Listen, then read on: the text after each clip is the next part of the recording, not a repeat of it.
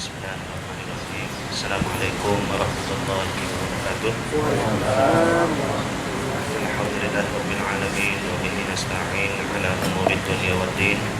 Allahumma shalli wa sallim ala habibina al-Mustafa Muhammadin sallallahu alaihi wasallam wa ala alihi wa ashabihi wa dhurriyyatihi wa tabi'in wa tabi'it tabi'in lahum bi ihsanin ila yaumiddin. Amma ba'd.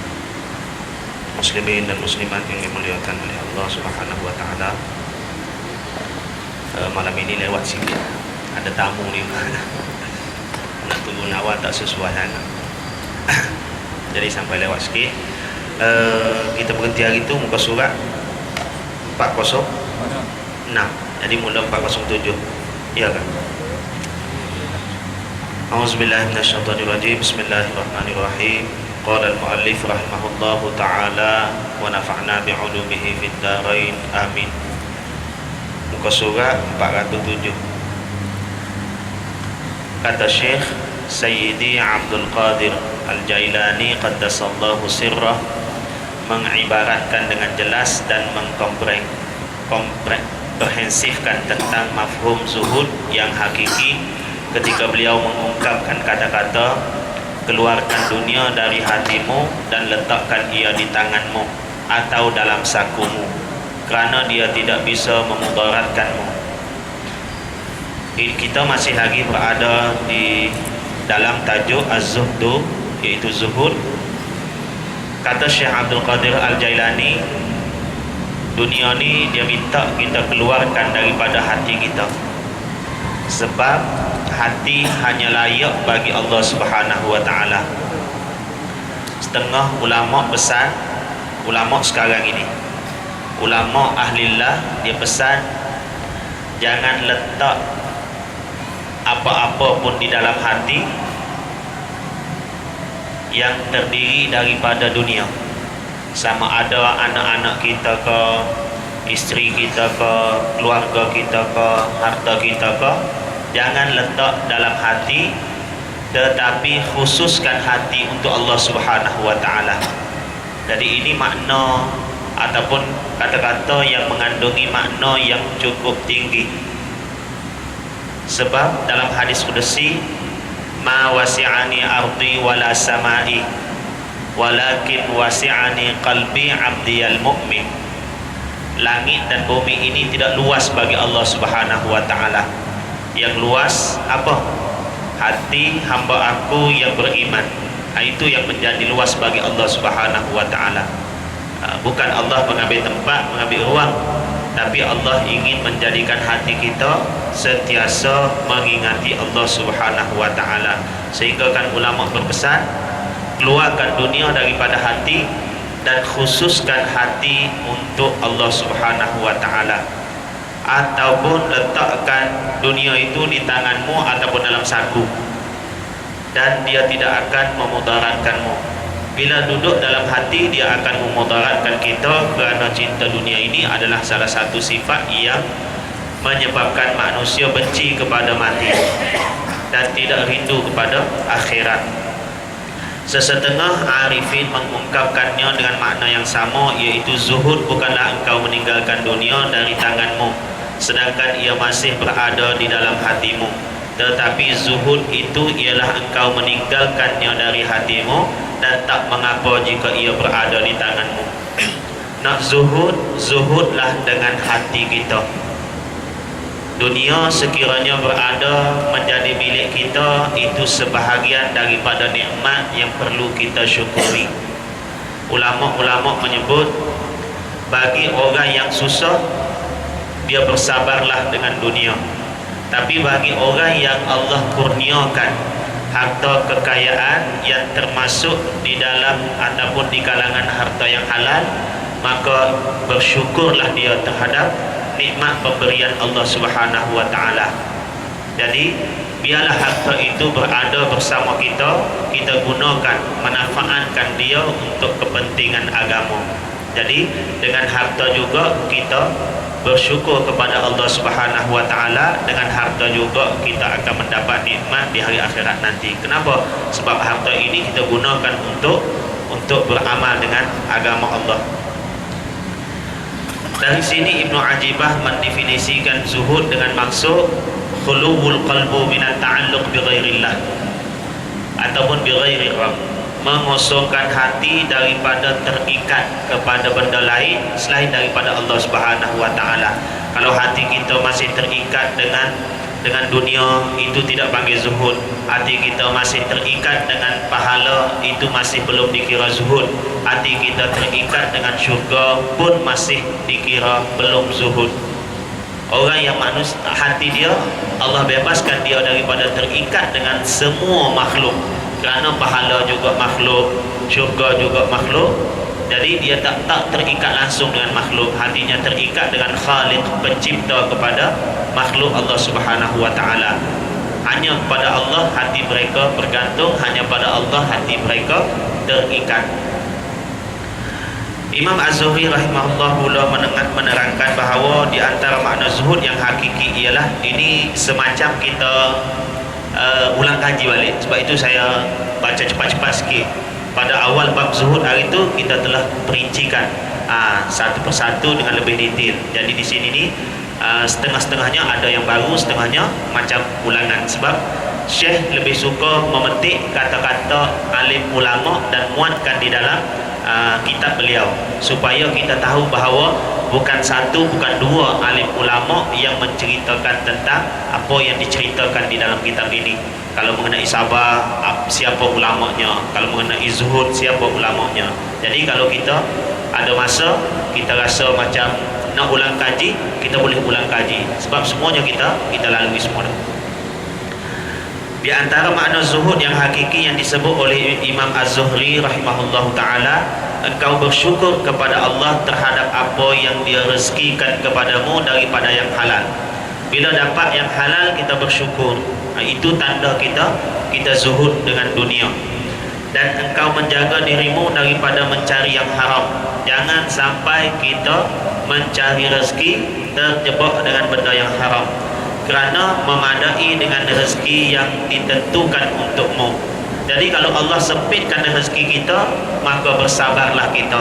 Jangan sampai kita tamak kepada dunia, halal haram kita abaikan. Ada manusia yang bila dunia datang kepada mereka secara sikit, mereka boleh bersabar dengan yang haram. Tapi bila dunia datang kepada mereka dengan jalan yang begitu banyak, mereka tidak lagi bersabar dengan yang haram. Contohnya macam mana?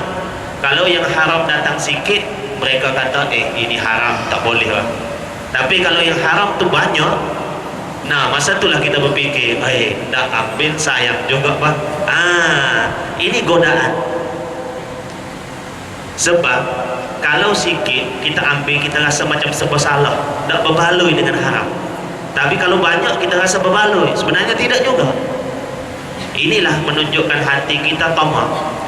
Macam anak-anak kita jumpa duit, kalau jumpa RM1, mereka kata biarlah bah. Sebab apa? Haram bah ambil. Kalau jumpa RM50, kita pun ambillah bah. Kenapa? Sebab bukan RM1. RM1 itu kita berfikir nak ambil. Kenapa? Haram bah ni. Tapi kalau RM50, boleh juga bah. 2-3 kali minum ni. Padahal kita tengok RM50 dengan RM1, sepatutnya tengok 50, kita berfikir, 50 kali ganda bah ni haramnya. Kalau RM1 pun haram, RM50 50 kali ganda haramnya. Jadi ini yang kita sebut hati kita, dalam kita pujuk dia untuk mencari yang betul-betul halal, menjauhi yang haram, tiba-tiba dia tergoda dengan jumlah. Jadi tengah-tengah kita pujuk untuk dia jadi baik, tiba-tiba dia pula memujuk kita, RM50 bani, tak ambil sayang juga. Kalau aku tak ambil, orang lain ambil. Jadi bagus kita ambil. Jadi seolah-olah bagus lagi kita dapat dosa berbanding orang lain dapat dosa. Sebenarnya tanpa berfikir, sama ada kita dapat dosa ataupun orang lain dapat dosa, kita kata aku ambillah, aku letak dalam tabung masjid, biar tuan dia dapat pahala. Begitu. Jangan fikir daripada orang dapat dosa, bagus aku dapat dosa, dapat juga RM50. Kita tak fikir pasal dosa tu, tapi kita fikir dapat juga RM50. Dosa tu kita pendam dalam hati. Otak kita pun tahu, otak kita pun masih berfikir, tapi mulut tidak menyebut. Kenapa? Dipikirkan sahaja. Kalau mulut sebut lain sikit, kita rasa takut sikit, jadi tak payah sebut. Supaya kita tak takut buat dosa. Itu satu kesalahan yang besar. Kita terpedaya dengan yang banyak daripada yang sedikit. Walaupun benda itu haram, tetap juga haram. Kalau sedikit, haramnya sedikit, tetap juga haram. Kalau banyak, lagi banyak haramnya, tetap juga haram. Benda sama. Ketika ditanya tentang zuhud seseorang muslim, beliau menjawab, perkara halal tidak melenakannya daripada bersyukur. Kalau ada benda halal, tetap dia bersyukur. Dan perkara haram tidak mengalahkan kesabarannya, ataupun perkara haram tidak mengalahkannya daripada bersabar. Jadi kalau perkara haram boleh mengalahkan kita daripada bersabar, macam tadi, kalau RM1 kita masih lagi sabar, mana namanya, dengan RM1 masih ada iman. Tapi kalau 200 berfikir juga. Sebab itu setengah orang bila dibagi-bagi RM1.70 dihantar balik lebih. Tapi bila dibagi-bagi lebih 170, masa inilah berfikir sikit nak hantar balik. Banyak sudah 170 ni, biarlah, bukan aku minta juga, dia yang bagi. Jadi kita menjadikan sesuatu itu sebagai helah untuk kita membolehkan kita melakukan sesuatu yang datang manfaatnya untuk diri kita, tanpa kita fikir balik benda tu halal ke haram. Jadi zuhud ni, kata Syekh, perkara halal tidak melenakanmu daripada bersyukur. Maknanya bila halal memang kita menunaikan syukur, termasuk di kalangan zuhud. Dan perkara haram tidak mengalahkannya daripada bersabar. Jadi perkara haram banyak atau sikit, tetap juga kita bersabar. Ulama menjelaskan bahawa maksud mencela dunia yang terdapat dalam ayat-ayat Al-Quran dan hadis bukan bermaksud mencela zat dunia, tetapi peringatan supaya berwaspada daripada kesibukan hati terhadapnya. Jadi supaya berwaspada hati kita daripada sibuk pada dunia. Bukan celah zat dunia. Dunia itu memang Allah ciptakan. Jadi walaupun Allah Subhanahu Wa Taala sebut ad-dunya mal'unah, dunia itu Nabi sebut ad-dunya mal'unah, dunia itu dilaknat. Wa mal'unun ma fiha, dan dilaknat ataupun terlaknat juga apa yang berada di dalam dunia, illa makana lillahi minha, kecuali apa-apa yang dilakukan kerana Allah, kerana agama, maka dia terselamat daripada dilaknat. Bukan kerana dilaknat itu kerana zat dunia, tetapi kerana manusia yang mencintai dunia sehingga membelakangkan agama. Ini yang dilaknat. Kalau dunia sendiri, walaupun tidak ada nilai di sisi Allah Subhanahu Wa Taala, bukan dunia itu terlaknat kerana dunia, sebab memang dia diciptakan untuk menguji, mencoba, memfitnah manusia yang tidak akur dengan kehendak Allah Subhanahu Wa Taala. Jadi dunia itu bukan dilaknat kerana zat dunia, tetapi dilaknat kerana manusia yang mementingkan dunia ataupun menjadikan hatinya sibuk kepada dunia, sehingga kan orang mukmin mengejarnya dengan segala kemampuan sampai lupa tujuan asas, iaitu kejayaan dengan mengaut redha Allah. Sebab itu beza di antara manusia yang inginkan kekayaan dalam mengejar dunia dengan yang mencari redha Allah Subhanahu Wa Taala. Sebab itu kita tengok ada manusia yang berniaga, di samping dia berniaga, dia bersedekah. Ada manusia yang dia berniaga dan dia pandang hanya perniagaan saja. Dia tidak akan bagi kepada pelanggan dia benda yang lebih, ataupun benda yang tidak sesuai untuk dijual, dia tak akan bagi. Dia sanggup buangnya. Kalau buah tembikai buang, ikan buang. Kenapa? Keuntungan semata-mata. Kalau dia bagi, pelanggan dia jual, beli RM10.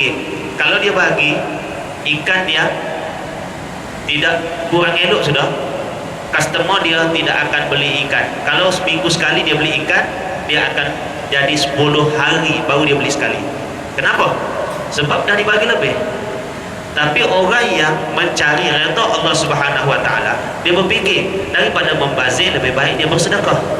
Walaupun sesuatu yang kurang nilainya di sisi Allah Subhanahu wa taala. Kita tahu kan, kalau bersedekah bagi yang terbaik. Yang terbaik dia nak cari hasil rezeki.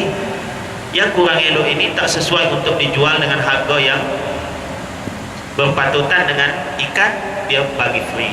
Begitu juga kalau orang bukan Islam, Cina, dia tanam sayur yang tak sesuai untuk dijual kerana tidak menarik bentuknya, ketot ke apa-apa, dia akan buang sampai buruk di situ saja. Kenapa? Kalau dia bagi, pembeliannya akan berkurangan. Sebab itu orang kafir di Eropah sana, dia sanggup buang anak ayam ke dalam laut berjuta-juta ekor. Dia sanggup buang minyak soya ataupun susu soya ke dalam laut beratus-ratus, beribu kilogram, beribu liter. Kenapa? Untuk menjaga harga pasaran. Semata-mata itu saja.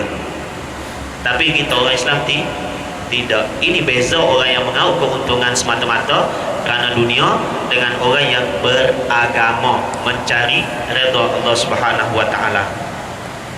Sebaik-baik dunia ialah jambatan orang mukmin. Fa ni'matud dunya matiyatul mukmin. Itu sebaik-baik dunia. Dan seburuk-buruk dunia ialah idza kanat ma'budah, apabila dunia ini menjadi sembahan. Dunia aja semata-mata kerana dunia. Hidup di dunia kerana dunia. Orang Islam hidup di dunia kerana akhirat. Dan inilah yang menjadikan dunia itu mulia di sisi orang mukmin. Kenapa? Mazra'atul akhirah. Dunia ini jadi tempat menanam, untuk menanam benih-benih akhirat. Jadi dunia ini tempat bercucuk tanam, akhirat tempat menuai, dapat pahala, dapat ganjaran daripada Allah Subhanahu wa taala. Al-Allama Al-Munawi berkata, dunia tidak keji disebabkan zatnya kerana ia merupakan tempat bercucuk tanam menuju akhirat. Barang siapa menjadikan dunia sebagai tempat menjaga undang-undang syariat, nescaya dia menolong akhiratnya. Dan di sini kita faham bahawa barang siapa yang menjaga dunia, menjadikan dunia sebagai tempat mengabaikan undang-undang syariat, maka dia merosakkan akhiratnya.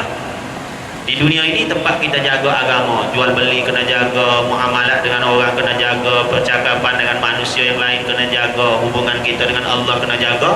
Inilah yang disebut barang siapa menjadikan dunia sebagai tempat menjaga undang-undang syariat. Allah bagi undang-undang pada kita nak hidup di dunia ini. Tak boleh kita nak hidup dengan suka hati kita, buat sembarang. Apa yang kita suka kita buat semua, apa yang kita tak suka kita tinggalkan semua. Tak, kita ada peraturan. Siapa yang bagi peraturan? Allah Subhanahu wa taala. Benda yang mesti kita buat, kena buat. Itu namanya wajib.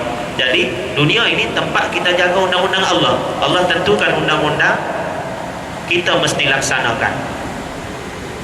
Dan bila kita melaksanakan undang-undang syariat, kita sendiri menolong akhirat kita. Tapi di dunia ini, jika kita mengabaikan undang-undang akhirat, undang-undang syariat yang Allah tentukan kepada kita, maknanya kita merosakkan akhirat kita sendiri. Sebab itulah manusia disebut zalim kepada diri sendiri. Zalim ini macam mana? Meletakkan sesuatu tidak kena pada tempatnya disebut zalim. Allah letakkan pada diri kita sembahyang 5 waktu wajib, maka kita tidak meletakkan dia sebagaimana sepatutnya, kita tak sembahyang. Jadi itu disebut zalim. Kita biasa dengar zalim ini bila pukul binatang sampai berdarah, patah kaki dia, itu baru zalim. Itu zalim terhadap binatang, makhluk Allah yang lain. Zalim terhadap manusia, dia bekerja kita tak bagi gaji ke, ataupun bekerja dengan sepatutnya gaji 4,000 satu bulan, kerahan tenaga tu, tapi kita bagi kepada dia 1,500, tak berbaloi dengan hasil usahanya, tak sesuai. Kalau sesuai dengan harga 1,500, tiba-tiba kita bagi 400, 600, itu juga dikira sebagai zalim. Kenapa? Meletakkan sesuatu tidak pada tempatnya.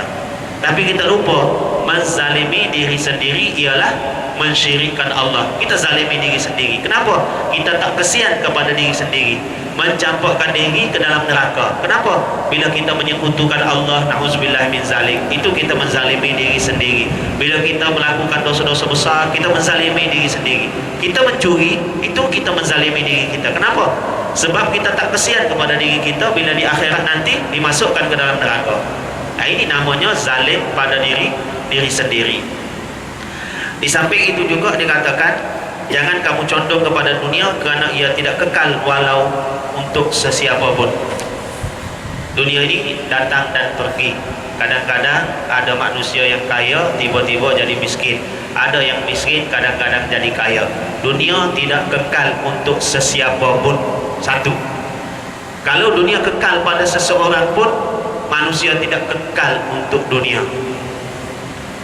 Dunia kekal pada diri kita, ada harta daripada muda sampai meninggal dunia, tua. Tapi bila kita meninggal, kita tidak kekal untuk dunia. Jadi apa yang istimewa sangat pada dunia sehingga ada manusia membelakangkan Allah Subhanahu wa ta'ala. Dan jangan kamu meninggalkannya kerana akhirat tidak mungkin dicapai kecuali dengan dunia. Jadi tak boleh juga kita tinggalkan 100%. Jadi tanya hati kita, ikut situasi yang Allah kurniakan kepada kita. Kalau kita nak mengejar dunia, kita kejar pun susah untuk dapat. Tapi kalau Allah kurniakan kepada kita, kita tak kejar pun kita akan dapat juga. Itu namanya iman, yakin. Di mana Allah letak kita, di situlah kita duduk. Jadi beramallah mengikut keadaan di mana Allah tempatkan kita. Tajuk kecil seterusnya, jalan mencapai zuhud. Zuhud ini merupakan maqam hati yang mempunyai kedudukan yang tinggi, disebabkan ia berhajat kepada pengosongan hati daripada terikat kepada selain Allah. Maka untuk mencapai martabat zuhud, kita ringkaskan, perlu bersuhbah dengan mursyid. Kita nak zuhud sendiri, kadang-kadang manusia ini tersalah zuhud. Kenapa? Dalam menilai zuhud, manusia menilai kadang-kadang secara zahir. Kalau kita tidak berguru dengan guru yang mampu membimbing kita, mungkin kita zuhud tapi tersalah. Sebab manusia menghadapi zuhud, ada 4 golongan manusia. Yang pertama, luaran dia mengejar dunia, zahir kita kejar dunia, bekerja, cari rezeki, dan hati juga mengejar dunia. Ini manusia yang teruk nilai dia di sisi Allah Subhanahu wa ta'ala. Kenapa? Zahir dia kejar dunia, hati dia pun kejar dunia juga. Dua-dua mengejar dunia. Sehingga kan perintah Allah diabaikan sama sekali. Berapa ramai manusia yang bekerja siang malam tak sembahyang. Berapa ramai yang manusia bekerja siang malam, arahan daripada Allah Subhanahu wa ta'ala diabaikan. Dia kejar dunia saja. Pergi kerja daripada pagi sampai petang, kejar dunia saja, aurat tak tutup. Itu kita panggil manusia yang kejar dunia saja. Kalau dia kejar dunia, sama-sama dia kejar akhirat juga. Dia pergi kerja tu ibadat. Bila tutup aurat daripada pagi sampai petang, itulah ibadatnya kepada Allah Subhanahu wa ta'ala. Tak kau boleh pahala. Tapi bila kejar dunia saja, pergi ibadat pagi-pagi, pergi kerja pagi-pagi, daripada pagi tak tutup aurat sampai balik kerja, dia dapat dosa. Cuba kita bayangkan. Na'udzubillahi min dzalik. Jadi apa salahnya mentaati perintah Allah di samping kita mencari sesuatu yang kita ingin? Walaupun tidak begitu tamak betul pun cukup dah. Buat kerja agama, buat perintah agama, carilah harta dunia juga.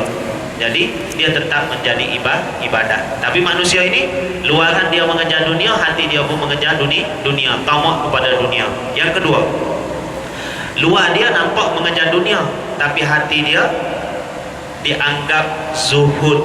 Nah ini yang kadang-kadang manusia tertipu. Dia kata aku tak apa, sebab zuhud ni zuhud hati. Jadi luar kejar dunia, nampak kejar dunia, tapi orang tak tahu pun aku zuhud. Sebenarnya dia tertipu. Hati dia tetap juga tidak zuhud. Kenapa? Sebab hati ini terikut dengan luaran. Luaran dia mengejar dunia, hati yang dia anggap tadi zuhud tiba-tiba terpengaruh dengan lahiriah dia, menyebabkan hati dia juga tertarik dengan dunia. Manusia yang begini dia tertipu, kena ada bimbingan, kena selalu dinasihati, kena faham, kena belajar apa makna zuhud yang sebenar. Manusia yang ketiga ialah hati dia zuhud terhadap dunia, tetapi luaran dia biasa-biasa saja. Hati dia zuhud terhadap dunia, luaran dia biasa kita tengok. Ini manusia yang jauh lebih bagus daripada apa yang kita gambarkan. Dia, hati dia ni tidak mengejar dunia, luaran dia pun kita tengok biasa bah si anu, hidupnya simple saja. Maknanya dia tidak, kalau orang yang tidak mementingkan dunia, hati dia anggap zuhud, tapi luaran dia penuh bergaya. Ini manusia yang kita kata kalau dia boleh jaga, ataupun kalau kita boleh jaga betul-betul hati kita menjadi manusia yang zuhud, tapi berpenampilan dengan penampilan yang segak, sebagaimana berlaku kepada sebahagian daripada ulama-ulama Islam, tak apa, bagus. Jadi zahir kita ni tidak terikat dengan batin kita. Batin kita tidak dipengaruhi oleh zahir kita. Zahir penampilan segak, bagus, kemas dan sebagainya, handsome. Lepas tu hati kita tetap zuhud terhadap dunia, tidak kejar dunia, tak apa. Tapi masalahnya, kenapa tidak ramai ulama-ulama yang berkelakuan begini? Kerana mereka tidak mampu untuk jaga hati. Sekiranya penampilan zahir ini menampakkan mereka mencintai dunia, sekali boleh jaga, dua kali boleh jaga, lama-lama tidak terjaga. Ini yang dikhawatiri. Jadi manusia ini manusia yang biasa-biasa kita tengok, kalau dia boleh jaga hati dia, alhamdulillah. Tapi susah nak jaga hati, itu yang menyebabkan ulama-ulama kita hati mereka zuhud terhadap dunia, luaran mereka berpenampilan biasa-biasa. Yang keempat, manusia yang paling bagus, hati tidak mencintai dunia, hati zuhud terhadap dunia, dan juga luarannya zuhud terhadap dunia, sebagaimana yang berlaku kepada para sahabat, sebagaimana yang berlaku kepada Rasulullah sallallahu alaihi wasallam sendiri. Zuhud ini kita tidak boleh menilai dari segi luaran, kerana dia berpusat di hati. Luaran ini penjelmaan. Sebagaimana Nabi, kita nak menilai Nabi tidak zuhud bila Nabi berhadapan dengan pembesar-pembesar. Sebab manusia yang menjadi pembesar itu tengok Nabi pun berada dalam situasi yang begitu gah. Mereka tengok Nabi, hebat pemimpin ini. Mereka kenal dengan pakaian sebagai seorang pemimpin, penampilan sebagai seorang pemimpin. Jadi kita nak menilai manusia bila dia sebagai pemimpin, kita kata tak zuhud pada dia ni. Kenapa? Kita tengok begini macam orang kaya, macam pemimpin yang berkaliber betul. Nak kata dia zuhud? Tidaklah. Tak boleh nak nilai. Ataupun kita kata luaran saja zuhud, artinya tak tahu lagi macam mana. Tak boleh juga kita nak nilai, sebab benda dalam ini kita serahkan kepada Allah Subhanahu wa taala. Kita nak kata Khalifah Umar berpura-pura tampal pakaian. Kenapa? Nak menunjukkan kepada kaum muslimin bahawa dia ni zuhud? Tidak. Kerana itu perilaku hati. Bila hati betul-betul mantap, manusia akan zahirkan kepada penampilan. Tapi kalau manusia boleh berpura-pura, tak apa, luar berpura-pura sehingga dalam hati zuhud terhadap dunia. Tapi ini yang susah, lama-lama terpedaya. Jadi pilihlah manusia yang hatinya zuhud walaupun luarannya nampak tidak zuhud itu lebih baik daripada dua-dua tidak zuhud. Nah, kalau kita boleh jaga tak apa, tapi kalau kita tak boleh jaga, jadi kalau hati kita zuhud, luaran pun buatlah zuhud. Nah, semoga hati kita menjadi zuhud. Kenapa manusia di kalangan alim ulama berpenampilan zuhud? Kerana dia bukan nak tunjuk pada orang lain, nak ajar diri dia, nak didik hati dia. Jadi dia berpenampilan zuhud supaya hati dia ni terdidik, tidak bangga diri, tidak mengejar dunia. Jadi untuk faham benda ini kita mesti berdamping dengan ulama murabbi yang mursyid. Jadi betapa ramai di kalangan manusia yang tersilap jalan lalu menjadikan zuhud sebagai matlamat. Zuhud bukan matlamat. Zuhud ni salah satu akhlak, salah satu sifat yang perlu ada pada seorang mukmin. Bila ada sifat ni, insya-Allah manusia itu berakhlak dengan akhlak yang dimiliki oleh Nabi. Baru satu akhlak lain banyak lagi. Jadi jangan menjadikan zuhud sebagai matlamat. Ada manusia dia kurang faham, mungkin belajar sikit-sikit dia pun berkelakuan zuhud. Bila dia berkelakuan zuhud, pakai pakaian pun tak setereka, pakai pakaian pun koyak pun pakai, orang nak cakap apa pun terpulanglah pada orang. Zuhud yang begini dia bercampur dengan busuk. Mandi pun malas, bus gigi pun malas. Zuhud begini, kenapa? Tak faham. Kerana bila dia belajar sikit, dia merasakan cukup sudah aku ni macam okey sudah. Kenapa? Aku mampu pakai pakaian yang lusuh, aku mampu pakai pakaian sama daripada pagi sampai besok, kemudian lusa pakai pakaian sama lagi. Ini menjadikan zuhud yang busuk. Jadi kita tak mau begini. Kalau nak zuhud biarlah wangi, tak apa. Faham kan? Zuhud wangi kan? Jadi mereka sangka mereka zuhud, sebenarnya mereka jauh daripada sifat zuhud yang sebenar. Jadi nak zuhud mestilah bermula daripada hati. Ajar hati supaya jangan cinta sangat kepada dunia, jangan cinta lebih-lebih. Jadi macam mana? La yafrah bil mawjud. Ulama sebut sebelum ini, jangan terlalu gembira dengan apa yang kita ada. Wala tahzan bil mafqud, dan jangan terlalu sedih dengan apa yang kehilangan. Jadi sedih-sedih juga, tapi ajar hati pujuk sikit. Harta dicuri, nak buat macam mana? Sedih-sedih juga. Tak ada orang yang harta dicuri dia pun gembira, ketawa, terbahak-bahak. Ini orang cakap gila, bukan zuhud. Tak ada manusia yang sedih bila dapat nikmat. Bila dapat nikmat dia sedih. Tak ada. Mesti gembira. Cuma di sebalik kegembiraan itu, bila hati kita bersih, dia akan bersedih. Kenapa? Dia takut dengan kekayaan, dengan nikmat yang Allah bagi kepada dia, dia jadi teruji dan jauh daripada taat. Takut jadi istidraj. Allah bagi nikmat, mula-mula sembahyang, bagi nikmat lama-lama tak sembahyang. Ini dia takut. Kenapa? Sibuk dengan harta kekayaan. Takut Allah bagi nikmat semakin banyak, semakin tidak bersyukur. Sebab itu orang Islam, Allah tarik kita sikit demi sikit supaya kita faham. Mula-mula Allah bagi nikmat kepada diri kita dengan sebab kita berusaha.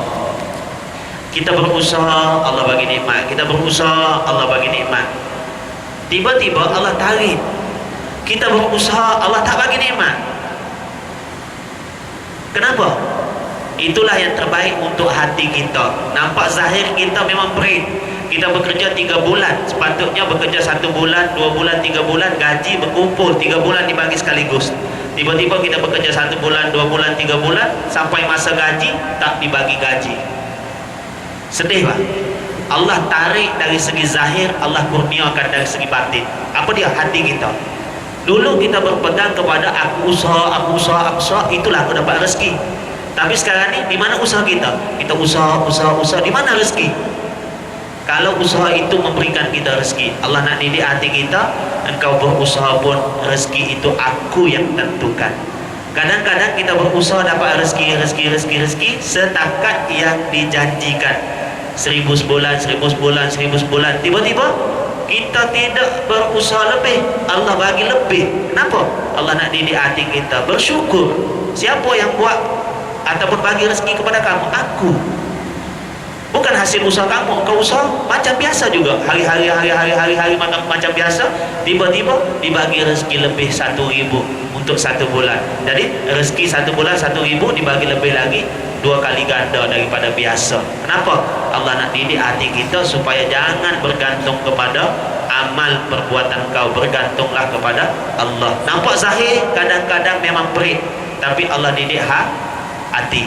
Tapi kalau hasil usaha kita usaha dapat, kita semakin jauh dengan Allah. Kenapa? Kita bergantung kepada usaha, tak bergantung kepada Allah Subhanahu wa taala. Jadi mana yang lebih baik?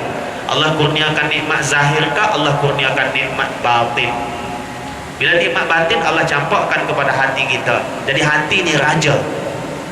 Bila dapat nikmat kepada raja, raja ini akan bahagia dan dia membahagiakan anggota tubuh badan kita. Tapi bila dapat nikmat kepada anggota luaran sahaja, dia tidak mampu sama sekali untuk membahagiakan hati. Kenapa? Dia ini sikit saja sebagai rakyat jelata. Mana boleh rakyat jelata nak bagi harta untuk membahagiakan raja, hati raja kepada segala anggota. Jadi kita ringkaskan jalan untuk mencapai zuhud ini perlu kita rawat hati kita dan perlu kita faham beberapa perkara. Pertama, Surat 410,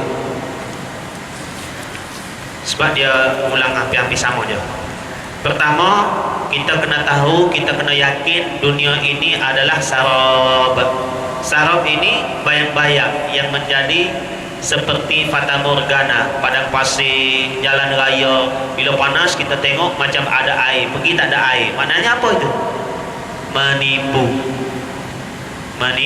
Menipu, bukan benda yang betul-betul. Itu dipanggil bayang-bayang. Bayang-bayang ni kita nampak macam ada, tapi kita pegang tak ada, kita sentuh pun tak ada. Apa yang ada sebenarnya? Semua dunia ini adalah mazhar kewujudan Allah Subhanahu wa taala, dan dunia ini dianggap sebagai bayang-bayang. Kenapa dia ada? Sebab adanya yang mengadakan. Siapa? Allah Subhanahu wa taala.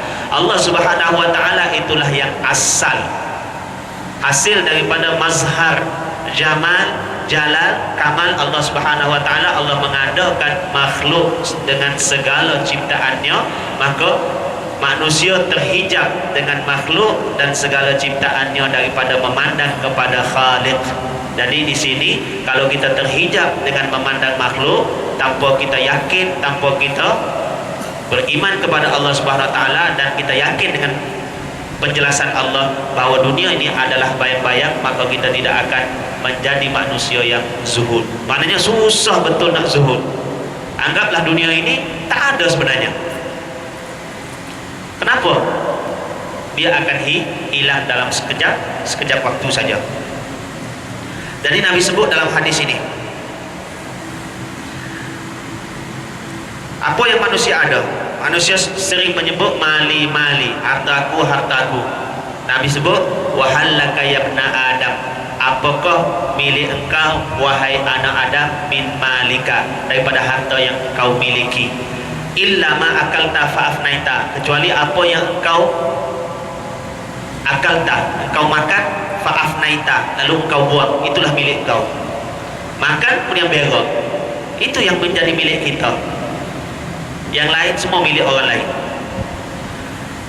Au labista fa'ablaita, ataupun kau pakai kemudian kau tanggalkan, itu yang menjadi milik kita. Kita pakai kemudian kita tanggalkan, basuh, cuci, kita pakai balik, ataupun pakai yang baru, itu saja yang menjadi milik kita. Au tasaddaqta fa'amdaita, ataupun apa yang kau sedekahkan lalu kau berlalu pergi.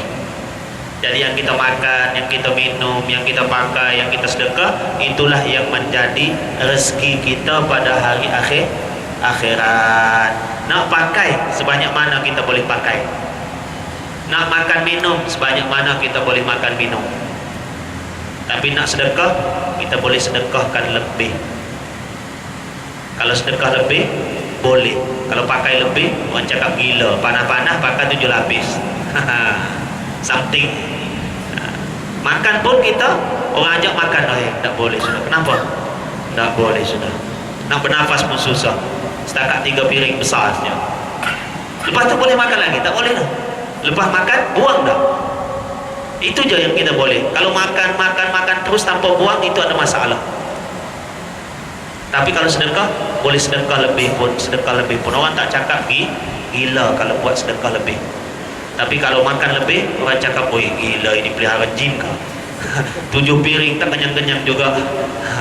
Kalau pakai lebih, sama juga. Pakai kasut, kemudian pakai kasut lagi. Kasut di sebelah dalam, pakai kasut lagi. Oh gila betul. Kenapa? Sebab tak ada orang buat begitu. Itu yang menjadi milik kita. Milik kita di dunia ini sikit je. Apa yang kita pakai pun sedikit, apa yang kita makan minum pun sedikit. Tapi milik kita di akhirat, apa yang kita belanjakan itu banyak. Pertama. Yang kedua kita mesti tahu, kita mesti yakin di sebalik dunia ini ada negeri yang lebih berharga. Apa dia? Akhirat. Qul mata'ud dunya qalil. Katakanlah wahai Muhammad, perhiasan dunia ini sedikit sahaja. Kita je rasa banyak. Sebenarnya itu sedikit. Wal akhiratu khairun. Dan akhirat itu adalah lebih baik. Wa abqa, dan lebih kekal. Dunia tidak kekal. Dan yang ketiga, kita mesti tahu dan yakin bahawa zuhud orang mukmin, ini iman lagi tinggi. Kita mesti tahu dan yakin bahawa zuhud orang mukmin semasa hidup di dunia tidak boleh mencegah sesuatu yang telah ditetapkan kepada mereka. Dan ketamakan mereka tidak boleh mendatangkan sesuatu yang tidak ditentukan untuk mereka. Kita mesti yakin, kalau kita zuhud di dunia pun, Allah sudah tetapkan kepada kita, rezeki kita tetap datang.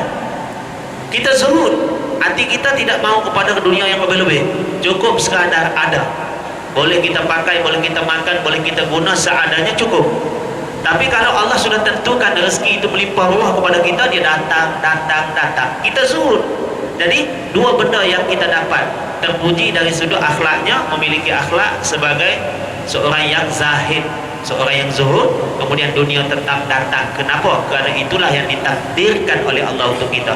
Tapi kalau kita tamak sekalipun, kalau sudah Allah halang dunia daripada sampai kepada kita, buat apa kita tamak? Adakah? Tidak ada faedah daripada usaha kita bermati-matian untuk mengejar dunia.